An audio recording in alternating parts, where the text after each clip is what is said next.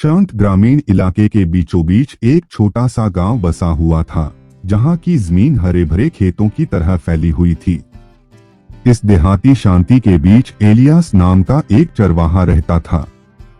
Alias न सिर्फ अपने झुंड की देखभाल करने के अपने कौशल के लिए जाना जाता था, बल्कि सभी बड़े और छोटे जीवों के प्रति अपने दयालु और करुणामय स्वभाव के लिए भी जाना जाता था।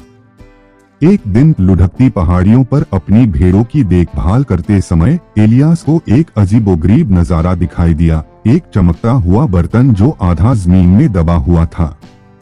जैसे ही उसने मिट्टी को हटाया, बर्तन से एक जादुई आभा निकली, जिसने इसकी असाधारण प्रकृति को प्रकट किया। यह एक ऐसा बर्तन था जिसमें किसी भी घायल जानवर को ठीक करने की शक्ति थी। इस अद्भुत खोज को अपने पास रखने के बजाय एलियास का दिल सहानुभूति से भर गया। उसने बर्तन को जरूरतमंद सभी जीवों की सेवा में समर्पित करने का फैसला किया। हर कोमल स्पर्श और सुखदायक शब्द के साथ एलियास बर्तन को अपने रास्ते में आने वाले घायल प्राणियों को ठीक करने का आदेश देता था।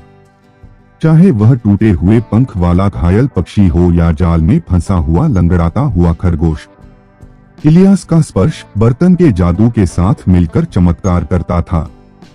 एलियास की करुणा और चमत्कारी उपचार बर्तन की बात पूरे देहात में जंगल की आग की तरह फैल गई। दूर दूर से जानवर अपने दर्द और पीड़ा से राहत की उम्मीद में चरवाहे की तलाश करने लगे। एलियास ने हर किसी का खुले हाथों से स्वागत किया, कभी किसी जरूरतमंद को नहीं ठुकराया। जैसे जैसे दिन बीतते गए, कुछ उल्लेखनीय होने लगा। एलियास की असीम दयालुता से प्रेरित बर्तन ने अपनी उपचार शक्तियों को बढ़ाना शुरू कर दिया।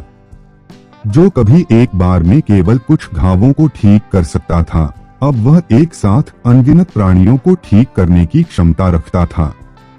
एलियास का विनम्र निवास सभी प्राणियों के लिए एक अभयारण्य बन गया, एक ऐसा स्थान जहां दर्द शांत होता था और आशा बहाल होती थी।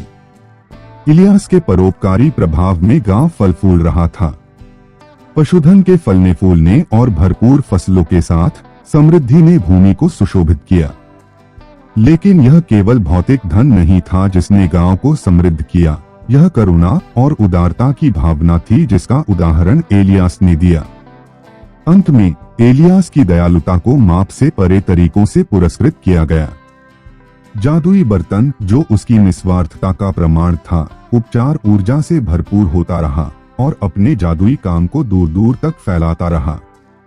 और जब चरवाहा खुले आसमान के नीचे अपने झुंड की देखभाल कर रहा था, तो वह अपने दिल में जानता था कि सच्ची प्रचुरता केवल भीतर की दयालुता के स्रोत से ही आ सकती है।